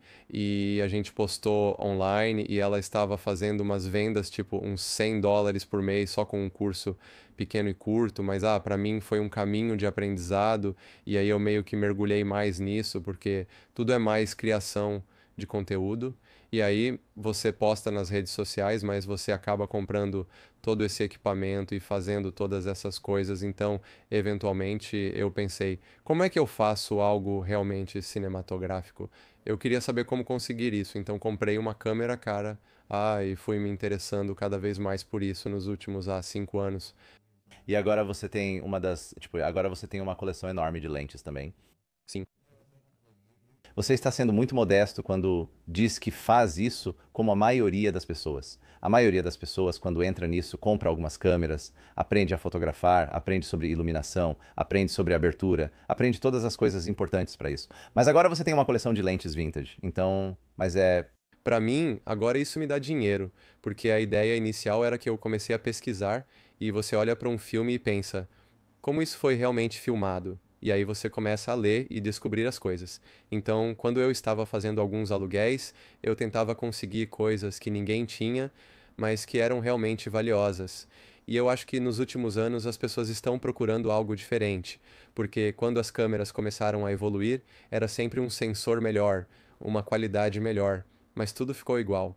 Então, quando você procura o mesmo, quando não há imperfeições e coisas assim, tudo parece igual. E aí as pessoas pensam, vamos voltar para os anos 50 ou 60, pegar algo daquela época, filmar com aquilo e ver Isso, Ivete. como fica. Isso é tão popular porque, de um lado, tem a inteligência artificial que deixa tudo tão plástico e tão artificial. Por outro lado, pessoas usaram lentes dos anos 50, 60 e 70 em novos corpos, já que os antigos não suportavam, e filmaram muitos filmes assim. Nos últimos 2 anos, filmamos em película porque ela oferece ótima qualidade. Nos anos 90 não havia scanners avançados como hoje. Agora é possível escanear filmes de 16 milímetros em 4K, o que antes não era possível, resultando em qualidade muito superior à de câmeras digitais.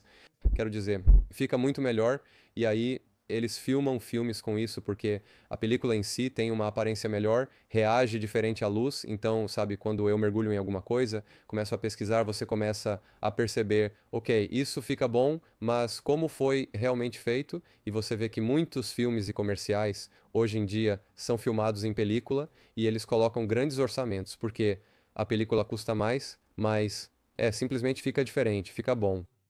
O que você está falando é mais sobre um mundo analógico, em termos de fotografia. Tipo, é como filme em vez de digital. O que você acha que nós, como criativos, perdemos quando passamos de produtos analógicos tradicionais para o digital, para... Eu não sei como descrever, tipo, com filme, cada tomada você tem que prestar atenção, porque você só tem uma quantidade limitada de filme e custa caro. No digital, é quase como se pudesse ser desperdiçado. A gente pode gravar quantas vezes quiser, não importa muito. Então, fora essa ideia, o que você acha que a gente perde quando passa do analógico para o digital? Posso começar de longe. Na faculdade ainda era fotografia em filme. Depois do primeiro ano, no segundo, surgiram as primeiras câmeras digitais e as pessoas migraram para elas porque o filme exigia muito pensamento, era caro e era preciso saber muito só para tirar uma foto decente. Tipo, Monet, você pode tirar muitas fotos em filme, mas para revelar e todo esse processo, se você não souber sobre exposição, as regras, as leis, como a luz funciona, no digital, quando recebemos as câmeras digitais, quando peguei minha primeira câmera digital, eu fotografava tudo, qualquer coisa que eu via, eu pensava, ah, vamos tirar foto disso, vamos tirar foto daquilo. Você vai viajar, tira foto de tudo, e é a mesma coisa com os iPhones. Mas Meu rolo da câmera é cheio de coisas inúteis. Mas aí eu nem olho essas fotos, tipo, eu não vou ficar rolando tudo isso pra encontrar alguma coisa e pensar, nossa, isso é incrível. Quando comecei a me aprofundar mais em fotografia em 2020, quando peguei minha primeira câmera analógica em 2022, pô, eu passei a fotografar menos, mas comecei a pensar mais. E era quase como se eu fosse a algum lugar, mas só usasse um rolo de filme, que já tem só umas 36 fotos, mas cada foto é significativa. Eu pegava as digitalizações e colocava no meu celular, e isso trazia as memórias de volta, porque provavelmente era a melhor lembrança, daquele dia em que fotografei, ou encontrei alguém, ou vi um pôr do sol incrível e fotografei, e é só uma foto. Em vez de se eu fosse lá e tirasse 200 fotos, né, com minha câmera digital, eu teria que ficar rolando e pensando, ok, uma está incrível. E aí, quando você muda para isso, quando volta para o digital, que eu tento fotografar mais digital agora, se eu faço alguma coisa, mas começo a pensar mais sobre isso. Eu não vou tirar 200 fotos de cada ângulo do assunto. Eu sei que isso fica bom, porque se eu estivesse usando filme, eu não tiraria 10 fotos só disso. Eu tiraria uma e garantiria que ela está boa, garantiria que as emoções estão boas, garantiria que ela tem valor. É como se as memórias virassem descartáveis, pois não percebemos o que realmente registramos. Sim, então acho que isso mudou minha perspectiva também, porque com filme, cada rolo custa tipo 20, US$ 23 para comprar, e são só 36 fotos, e para revelar um rolo é uns US$ 20 para processar e escanear uma foto, é tipo 40 só para 36 fotos. Quer dizer, é dinheiro, mas as pessoas usam filme porque fica diferente. E tem gente que até diz que fica incrível. Mas quando você muda para essa mentalidade e volta para o digital pode até ser melhor que o filme. Mas quando você começa a pensar nisso, porque você muda isso na sua cabeça, porque tem todo aquele espaço no cartão e pensa, beleza, posso fotografar tudo e escolher a melhor foto. Mas quando você tem 1.000 ou 2.000 fotos para rolar, especialmente agora que todo mundo está tão ocupado com tudo, o mundo está muito mais corrido do que era há 10 anos. E eu sinto que para mim, porque eu tô tão ocupado com coisas de trabalho, outras coisas, eu quero ter algo valioso como memória, e eu comprei uma câmera Leica em 2022 e pensei, se eu for fotografar, vou fotografar as melhores memórias. E eu realmente comecei a fotografar, imprimir as coisas e colocar nas minhas paredes. As pessoas vêm aqui e falam: Nossa, isso ficou incrível, porque também escaneou muito bem e parece mais natural do que o digital, porque o digital tem muito mais no sensor. Tipo, já fotografei com luz de estúdio e tal, e quando imprimo ainda fica muito plástico. Mas quando você imprime de um filme, de um negativo de verdade, fica muito bom, parece qualidade de revista. E eu tenho fotos assim impressas nas minhas paredes, no meu apartamento que eu olho e às vezes passam alguns anos e eu penso, caramba, eu fiz isso bem, é incrível, mas acho que isso mudou minha perspectiva e acho que deveria se aplicar a tudo, sabe? Tudo deveria ser pensado, né? Até tatuagens. Um amigo meu disse isso há um tempo. Quando abri minha loja pela primeira vez, atendi muitos clientes e ele disse: só pense nisso. Cada trabalho que você fizer no final deveria ser fotografado e valer a pena postar na sua parede. Ele disse: não faça só por fazer, entregue um trabalho de qualidade. Tente fazer um trabalho sempre buscando o melhor. E na verdade eu tinha um livro que eu acabei de comprar. Alguém disse tipo: olha esse livro e é de fotografia. Eu não gosto desse estilo, mas no começo do livro dizia: mire na lua e você acabará entre as estrelas. Então era quase como tentar se esforçar para criar algo melhor, mesmo que seja um símbolo pequeno, mas você pode pensar: ok, e se eu fizer para ser colocado em uma parede? Eu posso fazer melhor, fazer para ser colocado na parede, fazer para que você possa, não crie só por criar, crie com propósito. Sim, e eu acho que isso mudou minha perspectiva com o trabalho em geral.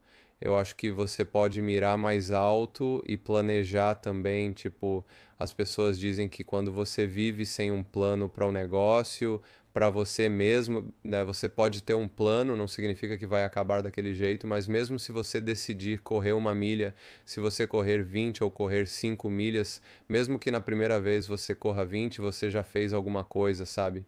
É melhor do que. Nada, mas se você não tem esse plano, é melhor. Ah, se você não tem um plano, você pode acordar e não ter nada em mente sobre onde quer chegar, e aí você fica meio que preso, flutuando por aí, eu acho. Você sente que.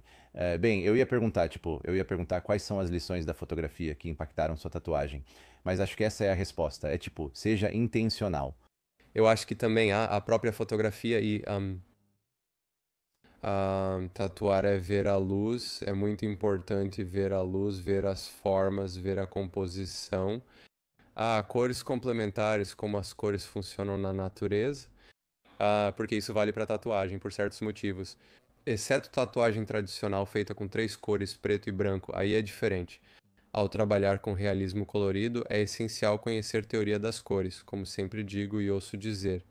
Quando você faz sombras, você mistura o tom com o tom oposto no círculo cromático para criar sombras. Assim, isso parece mais natural, às vezes dá medo misturar laranja com roxo, mas isso neutraliza, cria o cinza, e é o mesmo para tudo, para fotografia também. Tipo, se eu fosse ajustar as luzes, se eu fosse usar cores complementares, como a gente vê em muitos filmes, fica muito bom, porque a laranja e azul petróleo são duas cores complementares, são cores opostas no círculo cromático.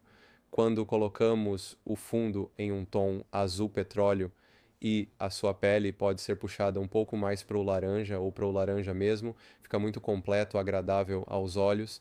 Então existem leis sobre isso. Eu acho que muitas dessas coisas se aplicam e o mesmo vale para a iluminação.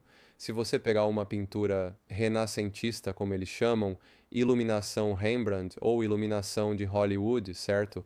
Quando tem um triângulo no lado da sombra e a luz vem desse ângulo indo para você, e geralmente eles filmam do lado da sombra, mas sempre tem um triângulo, eles chamam de iluminação de Hollywood. Mas olhe para as pinturas de Caravaggio, é assim que ele montava as luzes para pintar todas aquelas cenas. Tudo vem de algum lugar, tudo tem um caminho, sabe? Todas essas coisas. Você sente que a fotografia te tornou um tatuador melhor e vice-versa? Acho que sim. Você acha que outros artistas deveriam. Acho que a pergunta é: se você é um criativo ou um artista, faz sentido expandir para diferentes mídias para aprender coisas e habilidades novas? Acho difícil, como dizem, sentar em várias cadeiras ao mesmo tempo. Acho que é melhor focar em uma coisa e tentar fazer de tudo para ser melhor nisso.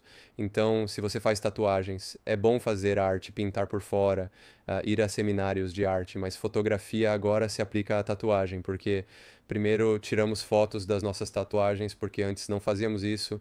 Agora a gente tem que tirar uma boa foto da tatuagem, e para tirar uma boa foto você precisa entender de luz, precisa saber como posicionar a luz, porque você quer apresentar aquele produto.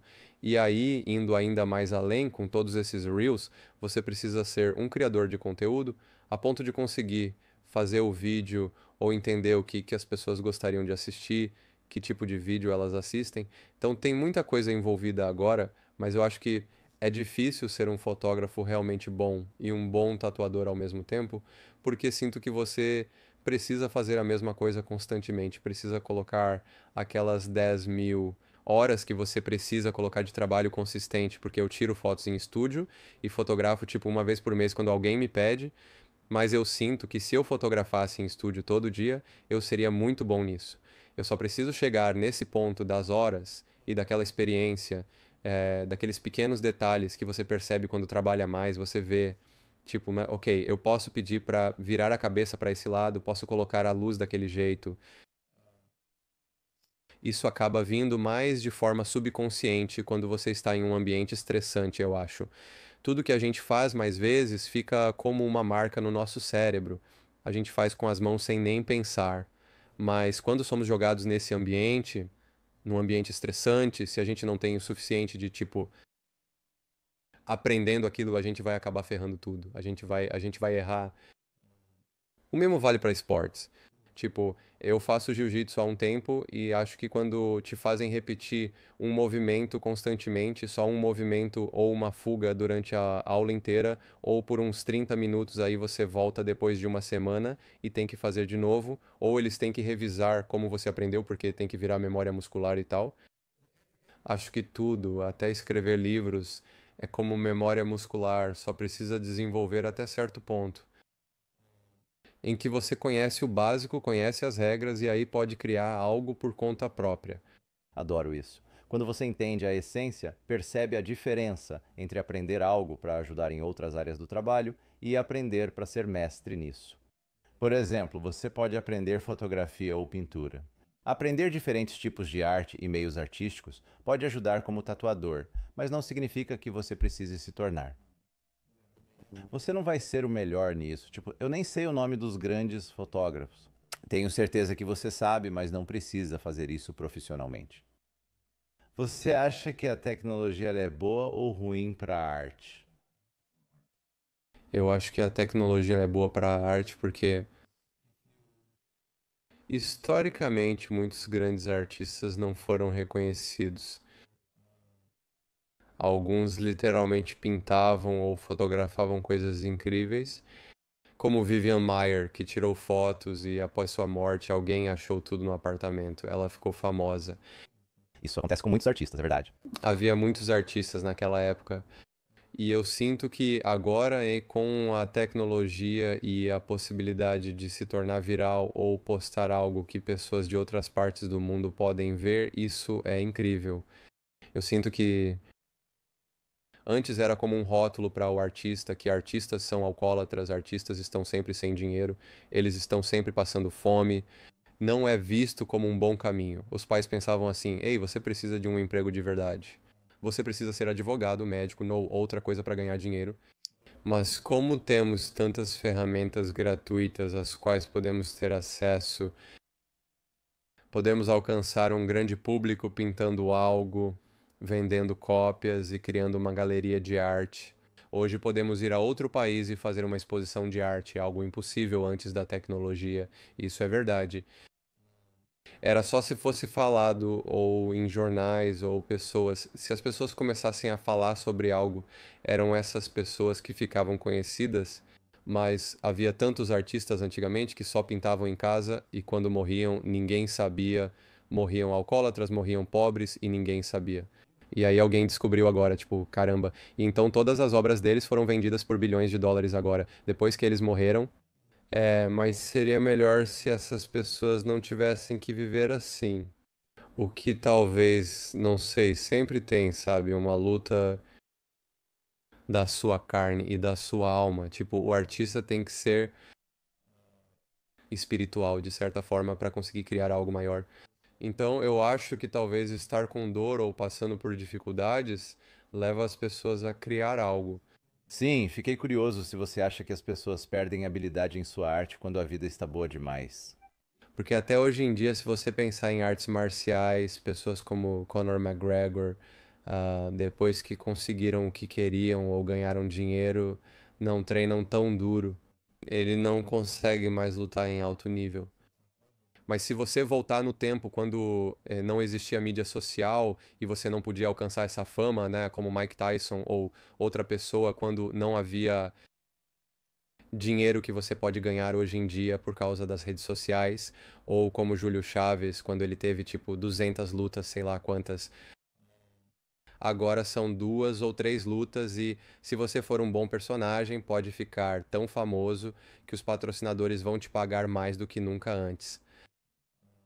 Então isso é um benefício da tecnologia, mas também provavelmente acaba com a paixão, porque quando você tem esse dinheiro, seu estilo de vida muda, seus hábitos mudam, você faz outras coisas e talvez queira fazer outras coisas, porque se você só precisa batalhar para pagar as contas, mesmo sendo incrível no que faz, é uma coisa, mas quando você tem acesso a tudo isso, aí você pode fazer muito mais, pode aprender outra coisa e Digo, pessoalmente, você já perdeu seu foco por causa do sucesso?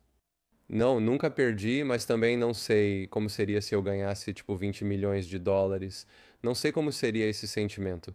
Digo, eu trabalhava para alguém e mal conseguia pagar as contas, depois comecei a ganhar uma quantia razoável de dinheiro, comprei um imóvel, comprei uma casa para meus pais, coisas assim, mas tudo isso foi fruto de muito trabalho por um longo período, então sinto que mereço. Nunca tive dinheiro suficiente para parar de trabalhar. Nunca foi só receber um cheque e pronto. Se eu tivesse até mesmo uma oportunidade, assim, aí seria diferente. Não sei como eu me sentiria ou que tipo de pessoa eu seria, mas eu sei que quando as pessoas chegam nessa posição, tudo muda ao redor. O ambiente e o jeito como são tratadas, então eu não sei Seus pais já aceitaram o que você faz para. viver. Meus pais odiavam. Primeiro, meus pais zombavam disso, e quando comecei a tatuar, eu ainda fazia design gráfico por fora. Eu criava sites e trabalhei para algumas empresas. Na verdade, eu fiz um site para um piloto de Fórmula 1. Tive clientes ótimos que me pagavam muito bem. Meus pais diziam: Você só faz isso como hobby, deveria arrumar um emprego de verdade. Você deveria talvez fazer outra faculdade. E meu, até eu me mudar para Nova York e até eu ganhar dinheiro suficiente para comprar uma casa para meus pais, isso foi em 2015, eu acho. Depois que fiz isso e comecei a mandar dinheiro para ajudar minha mãe ou meu pai, eles falaram: Ei, você tem uma boa oportunidade, você mora nos Estados Unidos, isso é bom, boa educação. Talvez o dinheiro que você ganha você deveria investir no seu tempo livre, fazer outra faculdade. Era isso que eles me diziam. Então eles ainda não conseguem mudar a forma como veem o mundo. Porque mesmo que você esteja ganhando dinheiro, eles ainda pensam. Não, mas agora eles não pensam mais assim, porque depois que comprei um lugar para mim e todas as coisas deles, eu tinha meu próprio negócio. Mas por muito tempo, mesmo eu ganhando uma quantia razoável de dinheiro, eles ainda falavam: por que você não arruma um emprego estável, algo em que possa confiar para o resto da vida e depois se aposentar? Isso nunca te abalou? Eles nunca terem aceitado bem isso? Isso me abalou, com certeza, mas eu não sei. Eu sempre senti que quando ainda estava no ensino médio, eu queria morar sozinho, porque eu tinha uma família grande e era muita gente na mesma casa. Eu sempre tentei andar com pessoas bem-sucedidas, sempre andei com pessoas mais velhas. Eu tinha amigos que eram donos de empresas e eu tinha uns 18 ou 20 anos, e essas pessoas me levavam para viagens, pessoas que tinham empresas de construção ou outra coisa e ganhavam, sei lá, 1 milhão de dólares por ano naquela época e me consideravam amigo porque eu sabia certas coisas que ninguém ao redor deles sabia, tipo desenvolvimento web, design gráfico e algumas coisas de marketing. Então eles se interessavam por essas habilidades porque não tinham isso. Então eu ajudava eles a fazer essas coisas. Eles queriam andar comigo, talvez por essa troca útil, mas eu convivia com essas pessoas e via um tipo diferente, né? Um sucesso diferente desde cedo. Porque meus dois pais, tipo, meu pai trabalhava como professor em uma universidade. Ele trabalhou como professor e depois como professor universitário, ensinando tecnologia e matemática a vida toda por uns 50 anos, até ser forçado a se aposentar. Mas ele nunca fez nada para si mesmo. Ele só trabalhava pelo salário, recebia o pagamento e pronto, e depois foi mandado embora. E minha mãe, como tinha três filhos, não pôde trabalhar por um tempo. Ela tinha um emprego muito bom antes da minha irmã mais nova nascer, mas quando minha irmã nasceu, ela pensou: ah, tenho três filhos, não tenho tempo, então teve que largar o emprego. Quando tentou voltar nos anos 2000 para conseguir um emprego de novo, o mundo já era completamente diferente. Tudo era computadorizado, tudo automatizado em sistemas. Ela tinha trabalhado como contadora antes para um grande órgão do governo, para uma empresa de espaçonaves, e quando tentou voltar em 2000, disseram: desculpe, não podemos te aceitar mesmo você tendo experiência aqui. Você precisa fazer pelo menos 4 ou 5 anos de estudo Para se atualizar. para se atualizar, e aí você pode voltar. E ela ficou tipo, caramba, 4 ou 5 anos eu tenho que pagar por educação, então ela nunca fez. Ela chegou a fazer um pouco, tipo, meio ano, um ano, e depois trabalhou em alguns empregos aqui e ali, mas ainda é uma mentalidade, eu acho. Se você vai simplesmente passar por isso, então eu quero que o público meio que eles já aprenderam muito, mas eu quero que eles aprendam tipo uma lição ou um fracasso que você viveu e que você não desejaria que ninguém mais tivesse que passar, mas que foi uma lição muito valiosa para você. Qual seria esse momento? E não precisa ser nos negócios, pode ser, mas algo que você acha que aprendeu bastante e que espera que mais ninguém precise passar por isso pessoalmente. Eu acho que na vida tudo deve ser equilibrado, tipo, às vezes. E eu pessoalmente tenho muitos problemas com isso. Eu basicamente me jogo no trabalho e acabo me sobrecarregando, tipo, eu começo a fazer algo e sei que posso fazer mais. Então eu poderia basicamente trabalhar 7 dias por semana, mas isso tem um impacto enorme na saúde mental. Eu acho que tudo deve ser equilibrado. Foi por isso que comecei a fazer fotografia, porque eu precisava de algo para tirar minha mente do trabalho. E uma vez que sua mente ela está focada em um negócio, se você quer que esse negócio dê certo, você coloca todos os seus recursos, toda a sua energia nisso. E isso tem um impacto negativo no seu corpo que você pode não sentir no começo, mas depois de um certo tempo, isso vai te atingir e pode te atingir com força. Algumas pessoas que trabalharam muitos anos acabam ficando doentes e não conseguem mais trabalhar, ou ocorre outra coisa. Então eu acho que essa é a maior lição que aprendi ao ter um negócio. Acho que você precisa equilibrar as coisas. E às vezes fazer menos é fazer mais a longo prazo. Às vezes forçar demais ou avançar demais pode acabar fazendo com que você não consiga mais continuar. E acho que equilibrar sua vida, se você tem uma família ou se tem um hobby, é bom para tirar sua mente disso. Às vezes, para não trabalhar, é preciso se afastar totalmente do telefone. A minha esposa começou a fotografar, especialmente fotografia de rua, né, que eu gosto muito. Eu pegava a câmera e saía. Não olho para o telefone nem faço nada. Penso, por 3 ou 4 horas só vou andar, procurar algo interessante e fotografar, porque trabalhei tanto no começo que fiquei doente com frequência. Você percebeu seu corpo começando a desligar? Sim, e eu pensei, quando começou a acontecer, eu pensei, ok, vou só tomar antibiótico porque eu estava ficando doente com gripe ou resfriado o tempo todo. Eu me esforçava muito porque pensava, estou aqui, mas posso fazer mais. Então você pensa, eu sou o único eu tenho esse tempo. Mas também eu acho que todo mundo precisa aprender que você pode contratar pessoas para fazer os trabalhos que elas podem fazer, mas você paga menos porque o seu tempo é mais valioso pelo dinheiro que você ganha. Você não precisa limpar sua casa se pode pagar alguém $10 por hora para isso. Porque se você limpar sua casa, a menos que você goste disso, se você limpar sua casa, vai levar meio dia para fazer isso. Ao mesmo tempo, você pode fazer algo mais útil ou ficar com sua família. E eu acho que as coisas na sua vida devem ser muito equilibradas desse jeito. Eu acho que se você simplesmente se joga em algo e mesmo que esteja indo bem, isso pode acabar te machucando ou fazendo algo ruim. É, Porque você meio que acaba se distraindo com as vitórias de curto prazo. sim. E eu acho que às vezes, tipo, pequenos passos são até melhores, porque a longo prazo vai ser melhor. Mas eu também acho que se houver oportunidades e você enxergar oportunidades, é melhor aproveitá-las, porque você pode se arrepender depois. E alguém me disse há muito tempo, quero dizer, se você não bater em uma porta, eu conheci um cara quando eu tinha uns 20 anos e ele era muito bem-sucedido. Ele trabalhava com construção e ele me disse, foi há muito tempo, mas isso ficou comigo. Ele disse que estava tentando fazer negócios e vinha de uma família pobre. Ele estava tentando ganhar muito dinheiro e ficar rico. E ele tentou muitas coisas. E ele disse que é melhor perguntar porque, tipo, se você tem ideias, é melhor tentar perguntar para as pessoas e aprender com elas. Porque se você tiver medo, tipo, você só vai ficar pensando que nunca tentou. Mas se você tentar, mesmo que falhe, você falhou. Mas às vezes você tenta e consegue.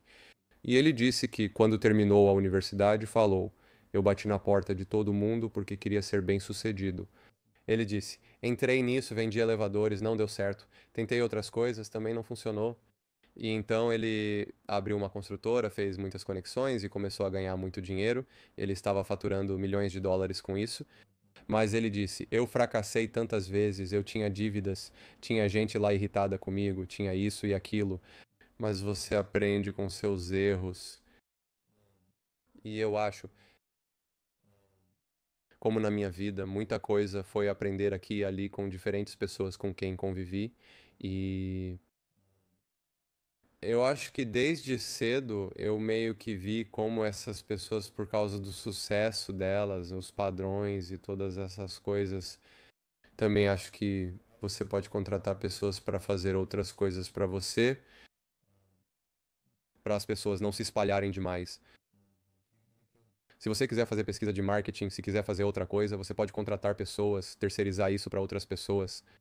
Você pode aprender um pouco. É. Então você pode aprender um pouco falhar, mas ao mesmo tempo você tem que equilibrar isso. Duas coisas podem ser verdade ao mesmo tempo. É bom para você aprender e falhar. Também é importante delegar responsabilidades. Ninguém faz tudo sozinho. É preciso equilíbrio. Eu acho que também, tipo, para empreendedores é importante tentar e aprender. E se você falhar, pelo menos você aprendeu um pouco. Assim, quando você contratar pessoas para ajudar, você toma uma decisão de contratação melhor. Você vê o que é bom, você. Vê o que é bom, sim. E eu também li uma coisa. Ao contratar alguém, é melhor detalhar exatamente os passos que devem ser seguidos para realizar o trabalho ou produzir o resultado desejado. Porque se você disser, ei, cria um site para mim, ou tipo, ei, escreva este artigo que eu preciso postar em um blog. Mas se você colocar os passos exatos, se você disser, eu quero escrever esse blog, mas para mim, se eu fosse fazer, eu iria pesquisar na internet com base nesse tema e em outro. Eu colocaria cada passo e eles fariam um bom trabalho, assim como você faria. Mas se você apenas escrever uma tarefa sem explicá-la ou sem os passos para criar essa tarefa, então ela não teria valor ou não se aplicaria ao seu negócio, porque você vê de uma forma diferente, mas não consegue se expressar. Você não consegue explicar como você quer que seja. Às vezes você delega uma tarefa, contrata alguém, mas o trabalho sai ruim e acaba tendo que refazer sozinho, mesmo tendo pago por isso. O que, tipo, eu aprendi que às vezes é melhor eu mesmo fazer, mas também não tenho muito tempo, mas é isso, você tem que encontrar esse equilíbrio e tentar explicar melhor para as pessoas Educação é fundamental, é. que estão fazendo isso. Qual foi a coisa mais importante que você teve que desaprender? Eu tento não me apegar às coisas. É algo difícil, mas a gente se apega às pessoas, aos hábitos, a outras coisas. Eu tento não. Acho que isso é da natureza humana, para ser sincero. Sim, eu tento não me apegar às coisas porque Animais de estimação vão morrer, mesmo amando muito. É assim mesmo. Eu acho que mudar, tipo, se você tem o mesmo padrão de alguma coisa, eu acho que mudar as coisas é uma coisa boa. Você precisa desaprender a cair no mesmo padrão de vida, pois acaba se acomodando ali. Tenho amigos que percebo isso, talvez porque meu cérebro funcione diferente, mas vejo pessoas que tentam coisas e acham que funciona para elas. Tipo, até com comida, sabe? Eles encontram um restaurante e vão lá porque gostam da comida, o atendimento é bom, faz eles se sentirem bem, mas acabam caindo nesse padrão e ficam com medo de tentar algo diferente porque isso. Isso acontece com a vida, com pessoas, com relacionamentos, com trabalho, com tudo. Sim, concordo. E aí eles ficam lá, tudo está bem, tudo está bom para eles. Eles se sentem confortáveis, mas só estão seguindo o fluxo, eu acho. E se na minha, tipo, na minha experiência, eu só vi isso porque já estive em diferentes países. Pessoas assim, quando algo acontece, pode ser um acidente, ou elas podem ficar doentes, ou outra coisa, alguém morre e isso as desestabiliza. Elas não são resilientes. Elas não conseguem se adaptar a essa situação e acabam não ficando bem, ou acabam indo para terapia ou algo assim por muito tempo. Ou acontece alguma coisa, eles acabam usando drogas ou algo assim, porque não sabem lidar com isso. Mas uma vez que você desaprende isso, uma vez que você tenta apenas Se desligar? você se desliga das coisas, mas meio que você consegue se adaptar a qualquer lugar ou a qualquer coisa. Eu acho que isso é bom, é uma coisa boa, é uma boa habilidade. Especialmente pra mim, tipo, eu venho de um país onde me sinto mais confortável do que aqui. Mesmo após 15 anos aqui, ainda acho que se voltar vou me sentir mais confortável. Eu conheço a cultura, entendo as pessoas, sei como é a comida e como o sistema funciona. E eu tenho menos estresse, tipo, o estresse mental que fica na minha cabeça do que estando aqui. Porque aqui eu sinto que não tenho família nenhuma e sempre sou pressionado a pagar as contas. Eu fico pensando algo pode acontecer, ou isso ou aquilo, e mais 10 milhões de coisas. Acredito que isso me transformou, assim como ao negócio. Tipo, talvez seja mais confortável para mim trabalhar para alguém, porque se eu tiver meu próprio negócio, eu tenho que pagar aluguel, que é muito mais do que se eu estivesse trabalhando para alguém ou muito mais do que eu estou pagando pelo meu apartamento. E aí eu tenho responsabilidades de ter funcionários que eu preciso pagar e eu tenho que providenciar trabalho para as pessoas que trabalham para mim e encontrar trabalho para elas. Então é mais confortável para mim ir para uma empresa e ter um dinheiro estável que eu sei, talvez construir meu nome e trabalhar lá. Mas uma vez que eu me joguei nesse desconforto, nessa cachoeira maluca e meio que me reajustei e aprendi a nadar, eu meio que fico menos assustado com outras pessoas. Tipo, eu entro em algo que é desconhecido e não me sinto assustado, né? Ou eu vou conhecer alguém ou falo com alguém que pode ser, sei lá, um bilionário. Me sinto confortável conversando com eles, porque isso me mudou como pessoa. Acho que vejo as coisas de outro jeito. E eu tive essa experiência em mim, o que eu acho que é uma coisa boa. Se as pessoas quiserem se conectar com você, se realmente quiserem ir até a loja, para onde elas devem ir? Então, redes sociais, qualquer lugar que você quiser indicar. A loja se chama First Class Tattoos. Fica na 52 Canal Street em Manhattan. Podem nos seguir no Instagram, First Class NYC, e ver alguns trabalhos no nosso site. Meu Instagram pessoal é Michael Anderson, com dois S. Lá você vê tatuagens em toda a página. Vou colocar tudo nas notas do episódio também. Assim as pessoas podem acessar facilmente. Parece bom. Por fim, sempre gosto de perguntar. Você já deu várias dicas e conselhos. Suponha que só possa transmitir uma lição da sua vida aos seus filhos. Ela é a mais importante. Qual seria essa lição e por quê? Acho que a coisa mais importante é cuidar da sua saúde desde cedo. Acho que essa provavelmente é a maior lição que quero que as crianças ou qualquer pessoa aprendam. Sim, e eu acho que ensinar isso para as crianças é importante porque a escola ou qualquer outra coisa não ensina isso para elas. Mas eu acho, se quer que seus filhos vivam no mundo, ensinar finanças é importante, mas considero a saúde ainda mais essencial. Uma vez Quando você não tem saúde, né, isso se torna o principal problema para qualquer pessoa. Esse é o foco principal. Você não consegue aproveitar a vida nem fazer muitas coisas que poderia. Então, eu acho que cuidar da alimentação saudável, né, fazer exercícios, cuidar de si mesmo, da saúde mental e tudo isso, na minha opinião, é o conselho mais importante.